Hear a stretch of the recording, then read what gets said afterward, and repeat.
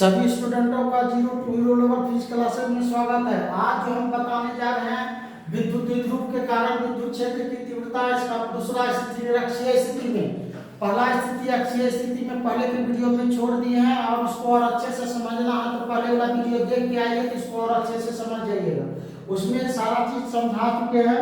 अब देखिए फिर भी हम बता देते हैं, आवेश विद्युत क्षेत्र की तीव्रता निकालते हैं कहाँ, विद्युत क्षेत्र के चारों आवेश रहे, आवेशों का समुदाय रहता है, इसके चारों ओर जो क्षेत्र होता है इसी को विद्युत क्षेत्र कहते हैं। और इस विद्युत क्षेत्र में विद्युत क्षेत्र की जो तीव्रता निकालना जीरो के एंगल पर अक्षीय कहलाता है, 90 के एंगल पर निरक्षीय कहलाता है। तो अक्षीय में हम बता चुके हैं, आज निरक्षीय में निकालेंगे विद्युत क्षेत्र की तीव्रता। निरक्षीय के लिए कितना डिग्री चलना है, 90 डिग्री याद रखना है। अब विद्युत क्षेत्र की तीव्रता निकालना है तो विद्युत क्षेत्र की तीव्रता के लिए विद्युत क्षेत्र की तीव्रता बराबर होता है Q बटे R स्क्वायर और इंटू 1 बटे 4 पाई एप्सिलॉन जी। तो विद्युत क्षेत्र की तीव्रता निकालना है तो दो मान आपको चाहिए, पहला आवेश और दूसरा बीच की दूरी। पहला मान आवेश चाहिए, दूसरा बीच की दूरी। जिस आवेश के कारण निकालना है उस आवेश का परिमाण देखना है और उसी आवेश से जहां निकाल रहे हैं उसकी दूरी, और कुछ नहीं। तो विद्युत द्विध्रुव के कारण निकालना है तो विद्युत का दोनों ध्रुव ले लेंगे किसी बिंदु पर। मान लीजिए वो बिंदु पर दोनों ध्रुव है, इधर प्लस लिया इधर माइनस लिया। निरक्षीय के लिए कितना डिग्री, 90 डिग्री। अब विद्युत क्षेत्र के लिए जो दूरी सूचित होता है वो r से, तो इससे मान लीजिए निरक्षीय स्थिति में r दूरी पर P कोई बिंदु है जहां दोनों ध्रुव के कारण निकालना, वास्तविक दोनों ध्रुव से दूरी मेरा कितना है r, निरक्षीय के लिए कितना डिग्री, 90 डिग्री। अब दो मान एक बार नहीं निकलता है तो प्लस को हटा के अलग बिंदु पर ला लीजिए, माइनस को हटा के अलग बिंदु पर ला लीजिए, फिर दोनों को ऊपर ला लेंगे तो दोनों के कारण निकल जाएगा। तो प्लस को मान लिया जाए हम ला लिए ए बिंदु पर, प्लस आवेश को हम ला लिए ए बिंदु पर और माइनस आवेश को ला लिए हम बी बिंदु पर। प्लस आवेश को ए बिंदु पर, माइनस आवेश को बी बिंदु पर। दोनों ध्रुवों की दूरी कितना होती है 12, एक पॉजिटिव के लिए और एक नेगेटिव के लिए, दोनों ध्रुव की दूरी 12 होती है। अब यहाँ देखना प्लस के लिए निकालना है तो प्लस किस बिंदु पर है, ए बिंदु पर। माइनस के लिए निकालना है तो माइनस किस बिंदु पर है, बी बिंदु पर। तो प्लस के लिए निकालेंगे तो ए से पी, दोनों के कारण कहाँ निकाल रहे हैं, पी पर। तो प्लस के लिए निकालो या माइनस के लिए निकालो, प्लस के लिए निकालेंगे तो ए से पी की दूरी निकालना है, माइनस के लिए निकालेंगे तो बी से पी की दूरी निकालना है। दोनों के लिए वो से कहाँ निकाल रहे हैं, आर दूरी से पी बिंदु पर विद्युत क्षेत्र की तीव्रता। तो विद्युत क्षेत्र की तीव्रता के लिए हमको दो मान देखना, आवेश और बीच की दूरी। प्लस आवेश के लिए निकालना है तो प्लस आवेश जिस बिंदु पर है उस बिंदु से पी बिंदु की दूरी देखना। प्लस आवेश से बिंदु पर है तो ए बिंदु से पी बिंदु की दूरी देखना है। प्लस तो ए कितना है, एपी को मिला दिया तो एक समकोण त्रिभुज हो गया। समकोण में लंब आधार तो ये मेरा निकल जाता है क्या, कर्ण बराबर होता है अंडर लंब के स्क्वायर प्लस आधार। माइनस के लिए बीच की दूरी बीपी है, बीपी को मिला देंगे, ये भी एक समकोण त्रिभुज है, समकोण 90 पर है तो समकोण है लंब आधार तो ये मेरा निकल गया क्या, कर्ण बराबर होता है अंडर लंब के स्क्वायर प्लस आधार के स्क्वायर। और हम बताए पिछले के वीडियो में तीव्रता तो होती है इस क्षेत्र में, कोई प्लस आवेश टच करेगा तो इसको दूर फेंकेगा, माइनस आवेश टच करेगा तो खिंचाएगा। प्लस के कारण बाहर की ओर निकलता है, माइनस के कारण अंदर की ओर निकलता है। तो प्लस के कारण बाहर की ओर निकलता है तो इसको बढ़ा देंगे।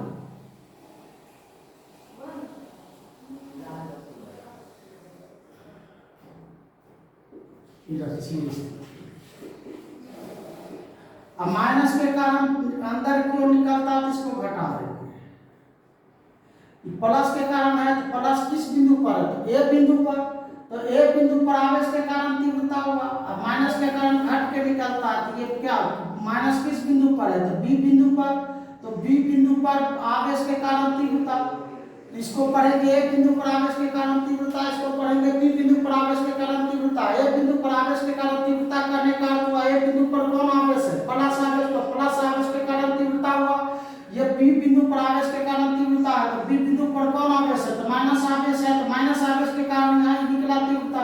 प्लस के कारण बढ़ के माइनस के कारण घट के, दोनों के कारण मान लीजिए विद्युत क्षेत्र की तीव्रता में रही है।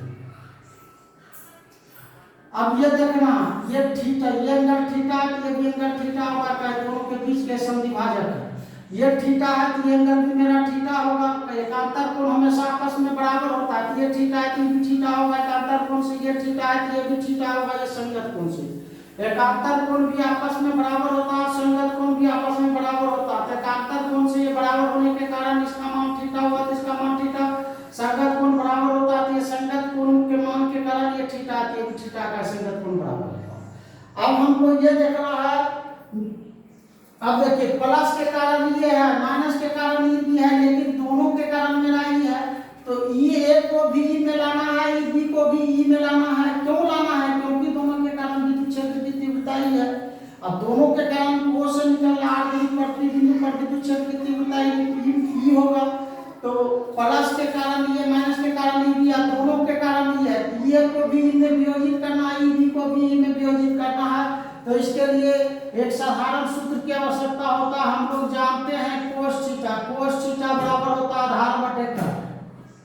कोस थीटा बराबर होता है मेरा सूत्र आधार बटे कर्ण। तो बार क्रॉस कर दीजिए तो आधार बराबर हो जाएगा कर्ण गुना कोस थीटा।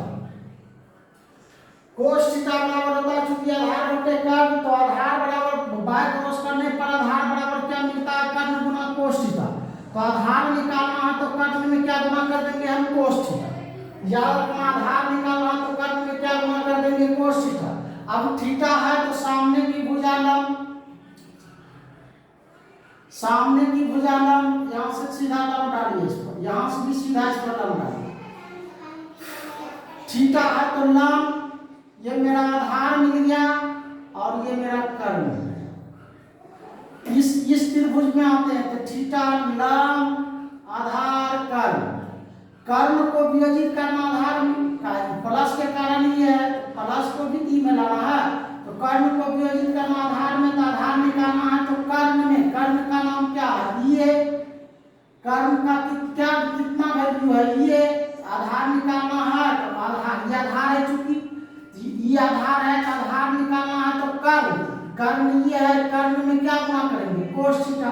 कर्ण ये है, कर्ण में कोस थीटा गुना कर देंगे। अब अगला चलिए, ये को जैसे इसमें वियोजित किया, बी को तो इसमें वियोजित करना होगा, तब ये समकोण त्रिभुज में आते हैं। थीटा के सामने भुजा लंब है, लंब जिस पर खड़ा रहता है आधार, और मेरा निकल गया कर्ण। इस समकोण त्रिभुज में आने पर भी आधार है और ये कर्ण। थीटा के सामने भुजा लंब, लंब जिस पर खड़ा आधार और ये कर्ण। आधार निकालना है किससे? कर्ण से। तो कर्ण का मान कितना है? ईबी में क्या गुना कर देंगे? Cos theta. आधार निकालना तो ये आधार है ईबी के लिए, और ई के लिए ईबी कर्ण है, तो कर्ण में क्या गुना कर देंगे? Cos theta. तो समझ गए होंगे। तो ईबी कर्ण है, कर्ण से निकालना आधार का, तो आधार निकालने के लिए कर्ण ईबी है, ईबी में कोस थीटा होगा। अब निकाल लीजिएगा सब।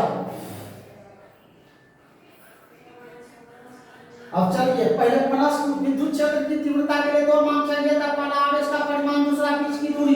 कांस्टेंट मान रखते हैं 1/4πε0।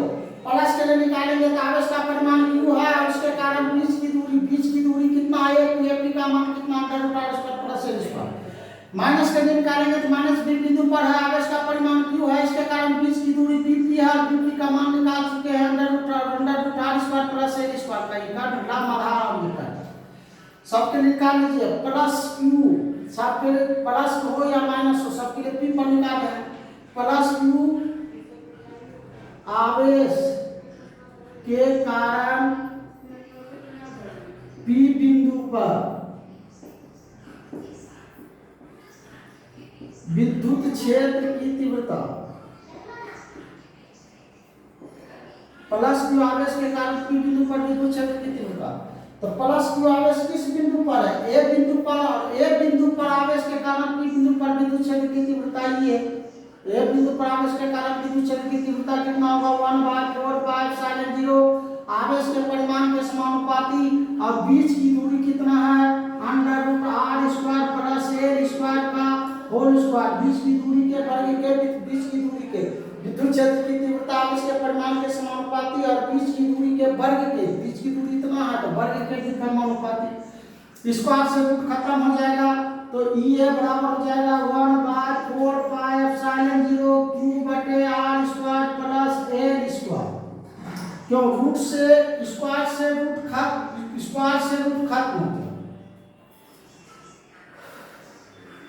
अब निकालना है किसके कारण, -q आवेश के कारण P बिंदु पर विद्युत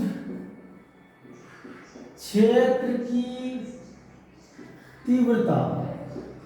-q आवेश किस बिंदु पर है, P बिंदु पर आवेश के कारण P बिंदु पर विद्युत क्षेत्र की तीव्रता ही माइनस के कारण घट के निकलता है।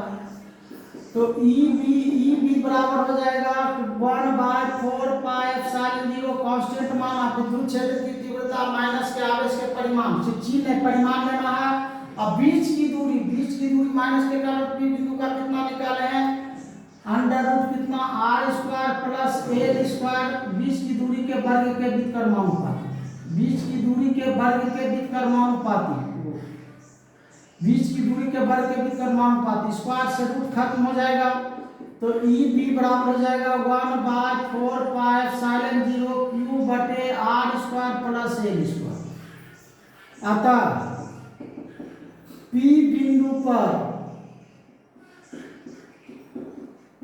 परिणामी विद्युत क्षेत्र की तीव्रता प्लस के कारण ये है, माइनस के कारण भी है, दोनों के कारण से कितना P बिंदु पर विद्युत क्षेत्र की तीव्रता ही है। E का दो मान निकाले हैं, पहला निकाले क्या E A cos थीटा और दूसरा मान निकाले हैं E B cos थीटा। अब दोनों वैल्यू रख दीजिए, इसका E A का मान कितना निकाले हैं देख लीजिए, E का मान 1/4 पाई एप्सिलॉन 0 अंडर क्यू बटे R square plus L square. तो इसका E A का मान जो निकाले हैं 1/4 pi epsilon 0 1/4 pi epsilon 0 Q बटे R square plus L square. इसमें क्या cos थीटा गुणा कर देंगे, अब प्लस E B है, E B का मान कितना निकाले हैं 1/4 पाई एप्सिलॉन 0 क्यू बटे R square plus L square into cos theta. अब देखिए दोनों वैल्यू एक ही है, जैसे x जोड़ x करते तो क्या मिलता मेरा 2x, उसी प्रकार इतना जोड़ इतना 2 इतना लिखेंगे, तो E बराबर हो जाएगा 1/4 पाई एप्सिलॉन 0 क्यू बटे R square plus L square into हो जाएगा cos थीटा। बट अब cos थीटा का यहाँ है दिया हुआ, cos थीटा को चेंज कर लेंगे, तो cos थीटा बराबर हम सभी जानते हैं होता है आधार बटे कर्ल। cos थीटा बराबर मेरा होता है सूत्र आधार बटे कर्ल। अब चलिए cos थीटा कोई भी दोनों, ये भी समकोण त्रिभुज है, ये भी समकोण त्रिभुज है, कोनों में चल जाएंगे तो cos थीटा के सामने भुजा लंब जिस पर खड़ा रहता है आधार को लेकर, हमको cos थीटा के लिए क्या चाहिए, आधार और कर्ल। थीटा लंब आधार, लंब से नहीं काम, हमको आधार और कर्ल, आधार है एल और कर्ल है under square plus L square. इसमें भी आते हैं लंब आधार कर्ल, थीटा के साथ लंब या आधार एल है, कर्ल under square plus L square. तो cos थीटा बराबर हो गया आधार एल है, कर्ल है under square plus L square. अब रूट की वैल्यू हाफ होती है, तो cos थीटा बराबर एल बटे R square plus L square पर पावर हो जाएगा हाफ।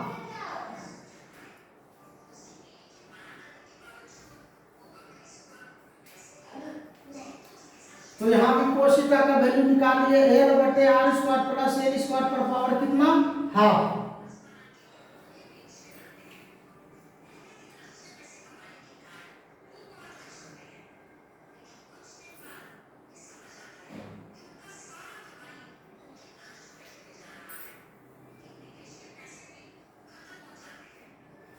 अब यहाँ देखना है तो ई बराबर 2 इंटू 1/4πε0 इंटू क्यू बटे है R square plus L square, R square plus L square.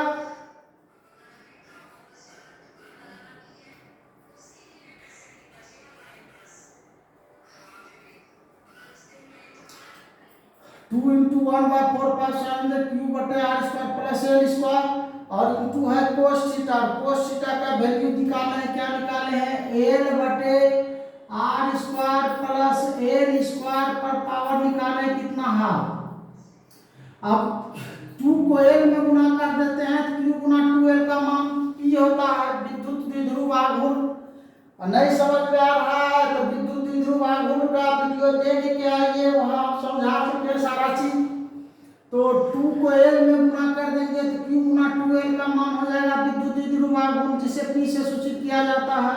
q बराबर हो जाएगा 1/4πε0 इंटू q गुना 2l बटे नीचे में देखिए आधार एक है, इस पर पावर कुछ नहीं तो 1 है, तो आधार एक रहने पर पावर जुट जाता है, दोनों का आधार एक है तो ये पावर जुट जाएगा। आधार है R square plus L square और इस पर जो पावर है एक पर 1 है एक पर हाफ है, पावर जुट जाएगा आधार एक रहने पर। इसको जोड़ देंगे तो 1 का 2 1 2 1 का 2 1 का 2 1 3/2। अब बट हम जानते हैं q गुना 2l की वैल्यू p होती है, यहाँ p रख देंगे। e बराबर 1/4πε0 p बटे R square plus L square पर पावर कितना 2 1 का 2 1 3/2। अब चूंकि हम देख रहे हैं दोनों ध्रुव से वास्तविक दूरी मेरा r है, एल को हटाएंगे तब ए पर आवेश और बी पर आवेश कहाँ आएगा, वो पर। एल को हटाने के लिए क्या करेंगे, आर को बहुत बड़ा कर देंगे एल से, क्यों ये ना तो ए पर दोनों आवेश है ना तो बी पर, दोनों आवेश कहाँ वो पर। तो प्लस ए बिंदु पर प्लस आवेश और बी बिंदु पर माइनस आवेश को दोनों पर ओर से निकालेंगे, तो यही दोनों ध्रुव के कारण निकालना था, तो विद्युत ध्रुव के कारण ओर से निकल जाएगा। तो इसको हटाने के लिए क्या करेंगे, आर को बहुत बड़ा कर देंगे एल से।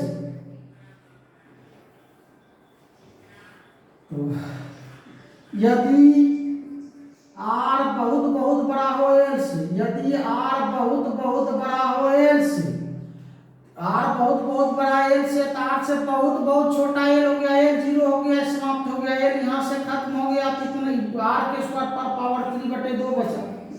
तो ई बराबर 1/4πε0 p बटे आर के स्क्वायर पर पावर बच गया 3/2, पावर पर पावर आता है गुना हो जाता है तो ये घट जाएगा। तो ई बराबर 1/4πε0 p बटे हो गया आर के p। यही निरक्षीय स्थिति में विद्युत क्षेत्र की तीव्रता का व्यंजक है और यह बहुत इंपॉर्टेंट है 2024 के लिए। तो समझ चुके होंगे, पढ़ाने का तरीका अच्छा लग रहा होगा। तो गरीब स्टूडेंटों जो पैसे लगा करके नहीं पढ़ सकते हैं या जो कमजोर से कमजोर स्टूडेंट है उसके पास जरूर मेरा वीडियो भेजिए, जिससे उनका भी भलाई होगा, हम लोगों का भी भलाई होगा। आज का क्लास यहीं तक। सभी स्टूडेंटों का धन्यवाद। जय हिंद जय भारत।